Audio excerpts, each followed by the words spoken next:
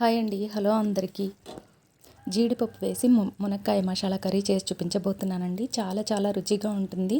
ఇది రైస్లోకే కాదు చపాతీలోకి కూడా చాలా బాగుంటుందండి. మంచి గ్రేవీతో చాలా రుచిగా ఉంటుందండి. అందరికీ భలే నచ్చుతుంది.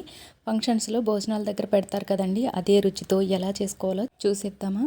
దీనికోసం నేనైతే 3 మునక్కాయలు తీసుకున్నానండి. వీటిపైన ఉన్న పీస్ అంతా తీసేసి ఇలా చిన్న ముక్కలుగా కట్ చేసుకుని నీటిలో వేసుకుని పక్కన పెట్టుకోవాలి. అలాగే 1 కప్పు ఉల్లిపాయ ముక్కలు చిన్నగా కట్ చేసుకుని పక్కన పెట్టుకోవాలి.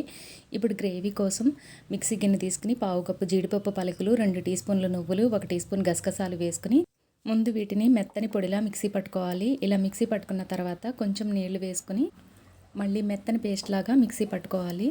చూడండి, ఇలా మెత్తని పేస్ట్లా ఉండాలి. కూరకి దీంతోనే మంచి గ్రేవీ వస్తుందండి. ఇలా మెత్తగా మిక్సీ పట్టుకున్న తర్వాత దీన్ని పక్కన పెట్టుకుని స్టవ్ మీద ఒక కడాయి పెట్టుకుని 2 టీ స్పూన్ల ఆయిల్ వేసుకుని ఆయిల్ హీట్ అయిన తర్వాత కట్ చేసి పెట్టుకున్న మునక్కాయ ముక్కలు వేసుకుని కొద్దిగా ఉప్పు, 1/2 టీ స్పూన్ పసుపు వేసుకుని ముక్కలకి పట్టేలాగా బాగా కలుపుకొని నూనెలో ఇలా మగ్గించుకోవాలి.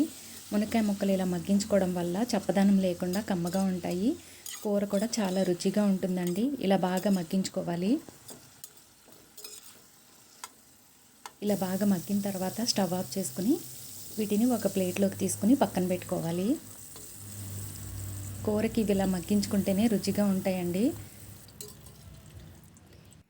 ఇప్పుడు అదే కడాయిలో కూరకి సరిపడా ఆయిల్ వేసుకుని ఆయిల్ హీట్ అయిన తర్వాత కట్ చేసి పెట్టుకున్న 1 కప్పు ఉల్లిపాయ ముక్కలు వేసుకుని వీటిని దోరగా వేయించుకోవాలి. ఉల్లిపాయ ముక్కలు బాగా దోరగా వేగితే కర్రీ అనేది రుచిగా ఉంటుందండి.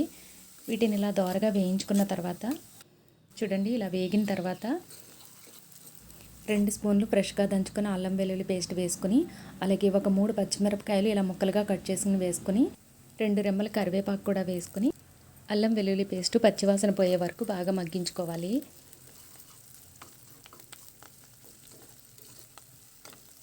ఇలా బాగా మగ్గిన తర్వాత ఒక 1/2 కప్పు జీడిపప్పు వేసుకుని వీటిని కూడా ఒక 2 నిమిషాల పాటు ఆయిల్లో బాగా మగ్గించుకోవాలి. ఇవి ఇలా మగ్గిన తర్వాత రుచికి సరిపడా ఉప్పు, 1/2 టీ స్పూన్ పసుపు, 2 టీ స్పూన్ల కారం వేసుకొని ఉప్పు కారం అంతా కలిసేలాగా ఒకసారి బాగా అంతా మిక్స్ చేసుకుని ఇలా అంతా కలుపుకున్న తర్వాత ఇప్పుడు మనం మిక్సీ పట్టుకున్న జీడిపప్పు పేస్ట్ని ఇందులో వేసుకుని కొంచెం నీళ్లు కూడా వేసుకుని ఇదంతా ఒకసారి కలుపుకుంటూ ఇది క్రీమీలాగా ఉంటుంది కదండి, అడుగు పడుతుంది. ఇలా కలుపుకుంటూ ఉడికించుకోవాలి. ఇంకొంచెం నీళ్లు వేసుకుని మూత పెట్టుకుని ఆయిల్ పైకి తేలే వరకు ఉడికించుకోవాలి. చూడండి, ఇలా ఆయిల్ పైకి తేలి ఇది ఇలా దగ్గర పడిన తర్వాత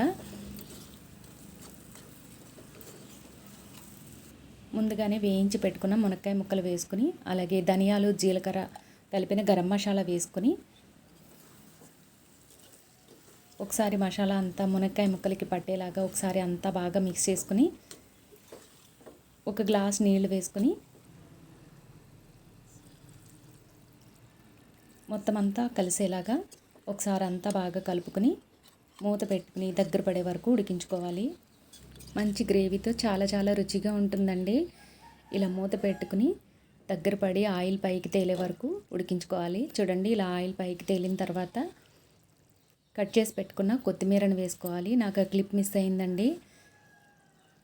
కొత్తిమీర వేసుకుంటే చాలా బాగుంటుంది. మీ దగ్గర కసూరి మేతి ఉంటే అది కూడా వేసుకోవచ్చు. ఇలా కొత్తిమీర వేసుకుని స్టవ్ ఆఫ్ చేసుకుని సర్వ్ చేసుకోవడమేనండి. చాలా చాలా రుచిగా ఉంటుంది. అందరికీ భలే నచ్చుతుందండి. ఇది రైస్లోకే కాదు చపాతీలో కూడా చాలా బాగుంటుంది. నేను చేసిన విధానం మీకు నచ్చితే కనుక మీరు ఒక్కసారి ట్రై చేసి చూడండి. ఫుల్ గ్రేవీతో చాలా బాగుంటుందండి. చాలా కమ్మగా ఉంటుంది. నువ్వులు, గసగసాలు, జీడిపప్పు వేసాం కదా, చాలా రుచిగా ఉంటుందండి. అందరికీ భలే నచ్చుతుంది. వీడియో నచ్చితే లైక్ చేయండి, షేర్ చేయండి. అలాగే మన ఛానల్ని ఎవరైనా కొత్తగా చూస్తే ప్లీజ్ సబ్స్క్రైబ్ చేసుకోండి. Thank you.